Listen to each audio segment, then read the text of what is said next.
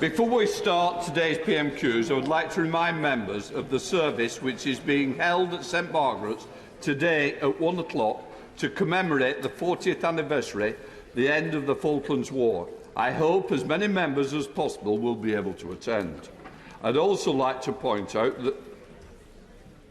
Just a minute. I'd also like to point out, not this sign language, that the sign language interpretation of PMQ proceedings is available on Parliament Live TV. Now we start with questions to Prime Minister Mike Wood. Question number 1, sir.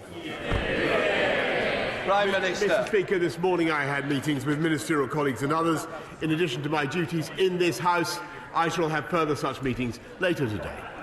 Mike Wood. Government support for households is greatly appreciated, but high energy costs are also causing massive problems for businesses and particularly energy-intense manufacturing. Will the Prime Minister support the Repowering the Black Country initiative, backed by the LEP and by Andy Street, to reduce reliance on fossil fuels, and will he meet with me to look at how the Black Country can be a pilot project to decarbonise, reduce costs and protect the region's manufacturing jobs? Well, I thank my honourable friend that he's a great champion for Dudley and for the Black Country, and in addition to the £1,200 for the 8 million most vulnerable households that we're providing, £400 to help everybody with the cost of energy, Mr. Speaker. We're supporting the Black Country with cost-efficient energy infrastructure, and the region has already received £1.5 million to develop a cluster plan for decarbonisation. We now come to the Leader of the Opposition, Keir Starmer. Thank you, Mr. Speaker. Can I pay tribute to all those who served in the Falklands? My uncle was among them, serving on the HMS Antelope when it went down. Thankfully, he made it back, but too many serving in that war didn't, and we remember them all.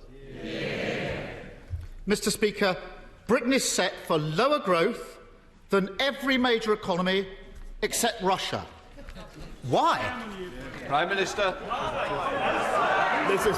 Speaker, well, I'll tell him.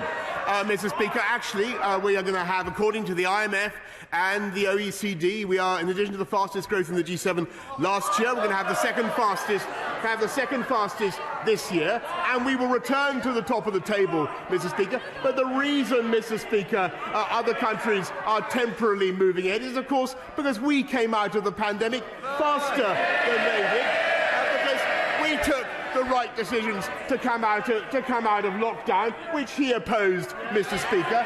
And that's why, right now, Mr. Speaker, we have the highest number of people on payroll employment on record, Mr. Speaker. Mr. Speaker, he always likes to blame global forces, but global forces are just that, global. Everybody faces them. Britain isn't under crippling economic sanctions like Russia. No wonder he doesn't want to answer the question, why is the UK set for lower growth than every other major economy? Prime Minister. Mr. Speaker, I think everybody can see that I've just answered the question.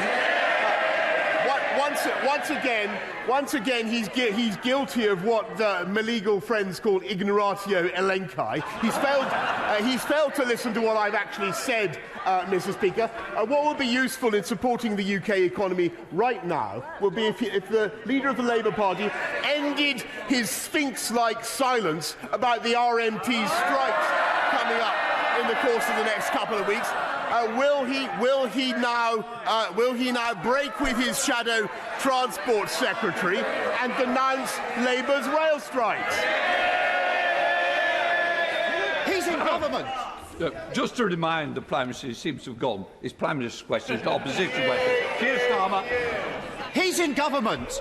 He could do something to stop the strikes, but he hasn't lifted a finger. I don't want the strikes to go ahead, but he does. He wants, Mr. Speaker, he wants the country to grind to a halt so he can feed off the division.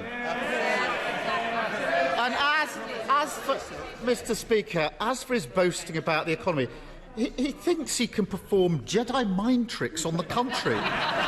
These aren't the droids you're looking for. No rules were broken. The economy is booming. The problem is, the Force just isn't with him anymore. He thinks he's Obi-Wan Kenobi. The truth is, he's Jabba the Hut. Last week, he stood there and boasted that we would continue to grow the economy. This week, it turns out, the economy shrank for the second month in a row. How does it help Britain to have an ostrich Prime Minister with his head in the sand? Prime Minister, there he goes again, Mr. Speaker, running this country down when everybody we've got the highest employment, payroll employment.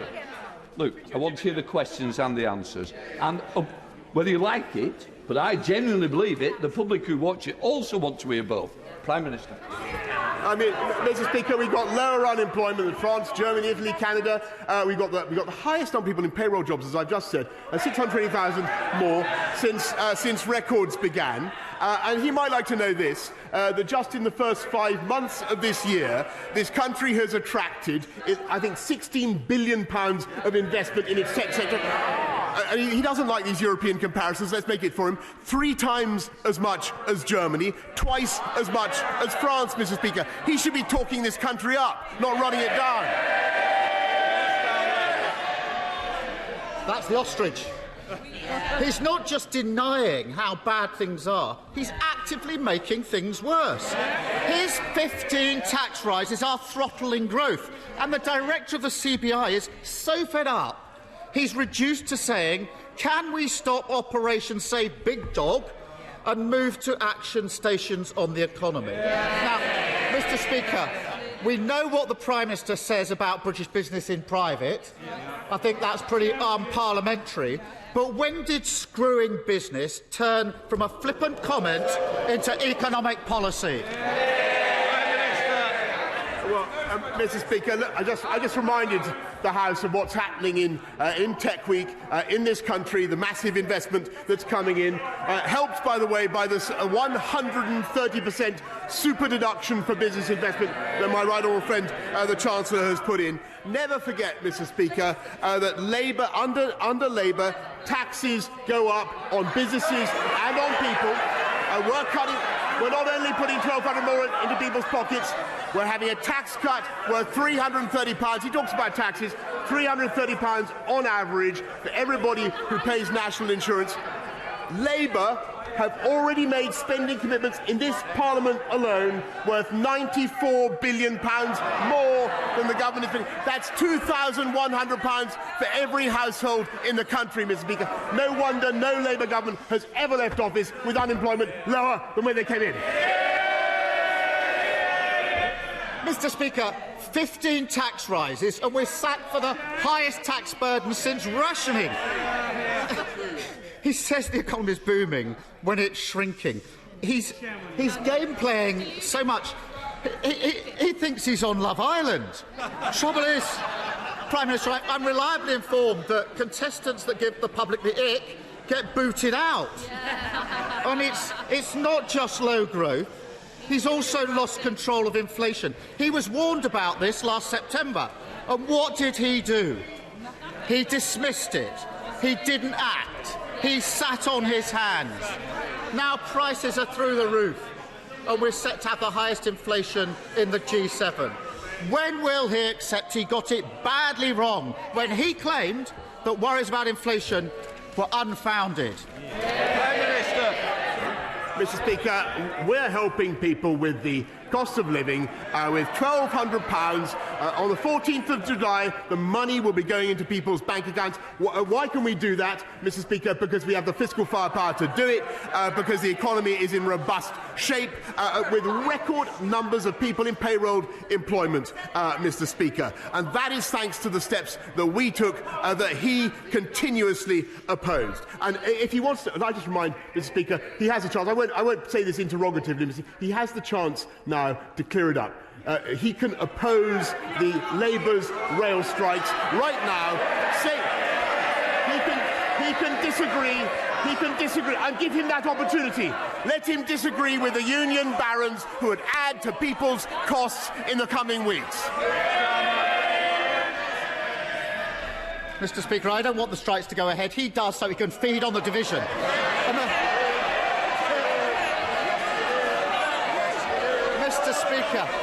Mr. Speaker, they're making a lot of noise now, but I've got a long list here of what his MPs really think of him. Dragging everyone down. Who said that? Come on. Who was it said that? Authority is destroyed. Come on, hands up. Which of you was it? Which of you? Come on. Can't win back trust. Anybody owning up? You're very quiet now. Hands. Mr. Speaker, my personal favourite is this. This is a document circulated by his backbench, in which they call him the Conservative Corbyn. Exactly. Prime Minister, I don't think that was intended as a compliment. Week after week, he stands there and spouts the same nonsense. The economy's booming. Everything's going swimmingly. The people should be grateful. But whilst he's telling Britain that we never had it so good, millions of working people and businesses know the reality. Britain's growth is going to be slower than our competitors and our inflation higher. A Prime Minister who sounds totally deluded, totally failing on the economy, failing to tackle... I think we need to get to the end of the question, but But I'll just remind you, I will hear the end of the question in silence. Any more noise in this corner, there'll be another cup of tea early if we're not careful. Keir Starmer. A Prime Minister who sounds totally deluded, totally failing the economy, failing to tackle inflation, failing to back business, failing to help working people through the crisis. And, Mr. Speaker, his big idea, go back to imperial measurements. He's got 80s inflation, 70s stagnation, now he wants 60s weights to complete the set. When is he going to ditch the gimmicks and face up to reality that under him Britain's economy is going backwards?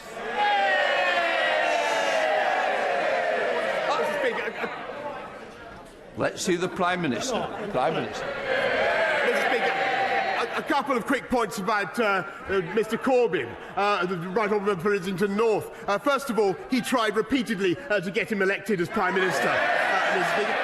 Secondly, speaking from experience, he's relatively dynamic by comparison with the Right Honourable gentleman, Mr. Speaker. Dynamic and coherent. Might be helpful if you speak to me. I'm struggling to hear because of the noise on both sides. So please, if you look to the chair, it'll be easy for both of us. But what we're going to get on and do, Mr. Speaker, is continue to take the tough decisions to take this country forward, and decisions that are on the side of the British people, Mr. Speaker. They're blatantly on the side of the RMT union barons. When there are some ticket offices that barely sell one ticket per hour, Mr. Speaker, we are on the side of the travelling public. By the way, he hasn't mentioned this, but they're on the side of the people traffickers who would risk people's lives at sea, Mr. Speaker. And we are on the side of people who come here safely and legally. Safely and legally, Mr. Speaker.